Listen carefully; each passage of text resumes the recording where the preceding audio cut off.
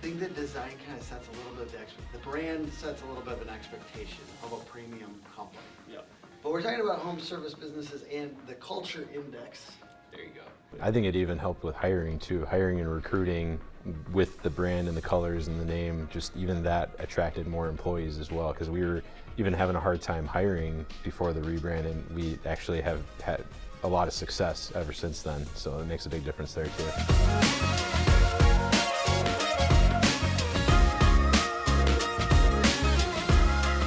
Hey, how's it going? It's Tim Brown, and this is the HVAC Hustle Podcast. It's actually, I'm thinking about changing the name to HVAC and Plumbing And garage doors. and Garage Doors Hustle Podcast. But we're talking about home service businesses and the culture index There you go. and hiring for your weaknesses. We're also going to talk a little bit about pricing, conferences, some other things. But if you guys don't mind introducing yourself and just giving a 2-minute background on Rise and Shine Garage Doors. Sure. My name is Josh Dutcher. I'm one of the owners here, the co-founder. And quick 2-minute background would be we started as a garage door repair company in March of 2015. And we stayed as that company for about 6.5 years. And then we rebranded to Rise and Shine. And we've been Rise and Shine for the last 18 months now. I'm Alex Johankin, the other owner here. Just basically what Josh said, we rebranded a couple of years ago, used Dan Antonelli, got a great work out of him, and the new logo and everything looks amazing, so very happy with that. And I wanted to be at this office because I see these vans everywhere, and it is a vibe. It's a very good vibe, and I think like it's not only just it affects customers, but it also affects employees and other partners and things like that. Design makes things desirable in certain ways. Yeah. And Absolutely. I'm assuming, and I'm not, I actually know what, I should ask, how has the customer expectation around price changed as you've rebranded? Yeah, I mean, I don't think customers are really surprised by pricing at all with us or anything like that. We're very transparent with our pricing. We give all of our customers 3 options from economy, mid-range, and premium. And I think our customers are expecting a higher level of service when they call us, and I think we deliver on that every time. So I think that design kind of sets a little bit of the brand sets a little bit of an expectation of a premium company. Yep. And I would say, if I had to guess, that the average customer would be less surprised now Absolutely. by Right. the higher price of things. Exactly. I think it even helped with hiring too. Hiring and recruiting with the brand and the colors and the name, just even that attracted more employees as well, because we were even having a hard time hiring before the rebrand, and we actually have had a lot of success ever since then. So it makes a big difference there too. Yeah. That's massive. So shout out to Yeah. Yeah. Shout out to Dan. Big shout out. because he never gets enough pats on the No, he back on the doesn't. internet. You Yeah, know? he doesn't get enough mentions on Facebook. So Just all the groups always. Yeah, every group. And everyone is always defending him too. Like if somebody makes something that looks like him, it's just like Yeah. all these roasts and like, oh, you stole that from Dan. You know? Yeah. He's got a whole like squad like looking out for him. oh yeah. Yeah, absolutely. So this culture index thing, can you explain what that is and how that's helping you now to manage people? Sure. The Culture Index is a program that we are using just to kind of help to identify the people that we have in our business and kind of why or how they may react or act in a certain way, and then also helping to then train off of like strengths and weaknesses and things like that, and making sure that we can put people in position to succeed based on those strengths, and be able to work off of those strengths and then understand where the weaknesses are, and then understand maybe why they're acting in a certain way. And it just gives a little better insight to kind of who you are in your psyche and things like that. How long does it take to take the test? Because I might have to, right? Yeah. It's 2 questions. Yeah. It takes Yeah, about that's it. 10 to 15 minutes. Really? Yep. Uninterrupted time, and it's very accurate. It's about 90%. 9 out of every 10 is spot on. And it gives actionable stuff that Yeah, you I can mean, use to manage them. it's stuff like, certain people might be more, they love public praise, but others might prefer private specific praise over Mhm. public praise. So it's knowing things like that about the employee that helps you really speak to them and motivate them more to want to do better. Yeah, so that way if it's somebody that would usually have more like private praise, you want to approach them more in a one-on-one setting and kind of make sure that they understand that they did a good job. Whereas like a guy like Logan who wants public praise, you want to make sure to shout him out in front of the entire company. He does is he teaches the most valuable team in your business. He'll just add nothing but profit. There's so much money left in the call center. So much money. If you're not at a 90% booking rate, showing empathy on the phone, smiling on the phone, making sure they're having a better day after they got off the phone with you, then you need to call Power Selling Pros and see Brigham.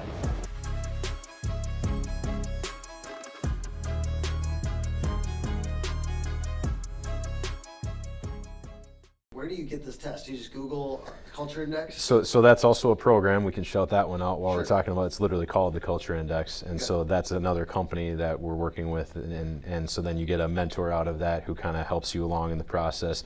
And I believe he's in Kansas, and he actually came here in person to do training with us as well. So he trained myself, Alex, and our GM Kyle to try to help us to read the results and understand kind of what it's telling us. But at the same time, if we're not sure, if we need some help or some feedback, we can go to our mentor and he'll help us out with that. Mm-hmm. If you guys have implemented, you've spent some money. Yes. You've invested in things related to management and leadership. Why? What pain happened that led to this? Because obviously we don't start shelling out money unless we made some mistakes or things went bad, or so. Why did you invest in this, and what was it like before? Yeah, I think it's just, I don't know if it's so much as a pain as it's just like where we want to go as a company, and we're not there yet. And I think when you look for softwares that you want to implement in your company, it's important that you see how is it going to help us get to our goal. And knowing like the Culture Index, if we hire the right people for the right roles, they're going to succeed in those roles. That's only going to help us get to our goal faster. I guess I was trying to ask into mistakes, because I think Yeah. my biggest thing is I feel like sharing a mistake and stuff like that is so valuable. If you've got any that you've made on people management, would you share any of those any mistakes you've made? I would say there was one situation where we put a person in a lead role where he wasn't really ready for it. Mm-hmm. And maybe if we would have known a little bit more of kind of the way he thinks and the way what makes him tick, maybe we would have seen that ahead of time. So Culture Index could have maybe had the Maybe heads be off. yeah. What I would say is like we definitely try to be proactive. Like the way we've always run our business, we try to get ahead of things. We're always open to trying new things. Especially in 2023, what's the word you hear the most? What's the culture like there? Mm-hmm. And it's the Culture Index, but it's just understanding who the people are in your organization. And culture is just super important in today's workplace. So we got this program from a fellow garage door company actually, who referred them to us, and we took the survey and then basically did like a test run. And the guy who read everything was just pegging us to like a letter. Like he could even tell that I like to drive fast, stuff like that. And it's just like, well, this is pretty accurate, and this could be very helpful, in being able to use it and with communication and just working with the team and everything. And it's been really, really eye-opening. And we kind of rolled it out to everybody, so everybody has seen it now. Everybody has seen like my results, Alex's results, and now we've had people asking for their results, so we're going through it with everybody now too. All right, I've got a mid-podcast segment. So the first segment is hot takes and cold trends. What is a hot take that you have about home services in general right now? Something that you think might be a little controversial, but you disagree with something that's going on, or you think it should be a different way. Hot take. Well, so I feel like the home service world needs to give more respect to the garage door world. What I always have said, like, I feel like sometimes we're treated like the ugly stepchild of the home service industry. There's less certifications you need, less, you don't need certain licensing. Like any one guy could just jump in a truck and go try to fix your garage door. Whereas like with HVAC, plumbing, electrical, you need certifications, you need licenses, you need all these different things. So because of that, there's insane amounts of competition with like 1- and 2-man shops compared to larger reputable companies such as our own. And so then you still kind of have to have that little battle there. Do you think a little bit of that is from the less electrical, like the background of it being more manual, and now it's more, like when did it become that all of them had an electrical component to them? I don't know. Yeah. Years. I mean, well, 'Cause it's been obviously it's been a long time, but Yeah. maybe that's the background of it, of why there was a little less. Yeah. maybe. I know they've tried to, like, in certain states, make it, you have to have a contractor's license, which would weed out a lot of companies. And I agree with Josh that it should be something you have to have a license or certificate to do. We send all of our guys to the International Door Education Association to get certified to work on garage doors. We have 6 master certified technicians, which is pretty unheard of. There's not a lot of companies that do that. What about cold trends? What's a trend or like something that people are still wasting time, money, or energy on that they should stop doing in the home services space? Trying to install their door themselves. Okay, what about home service businesses? Excuse All me. right, home service businesses. Oops, is that me? That might just be his Mac computer or something ringing too.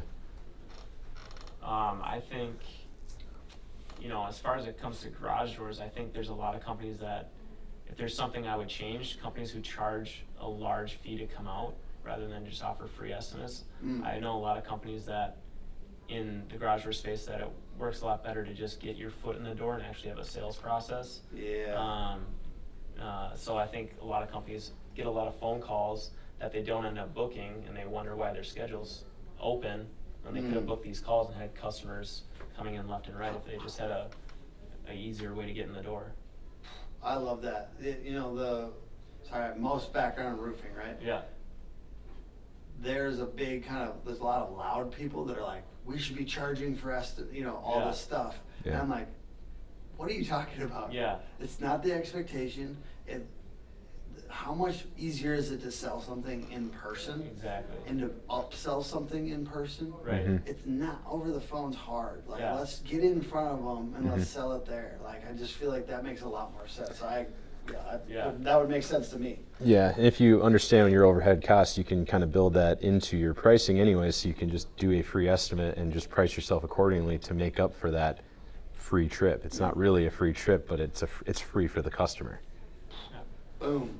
So one more segment. This is called "There's Money in the Phones" by Power Selling Pros. And No, there's not. No, there's money in the phones, and you could be doing a better job at that. PowerSellingPros.com helps you train your sales, Sponsored by CSR reps.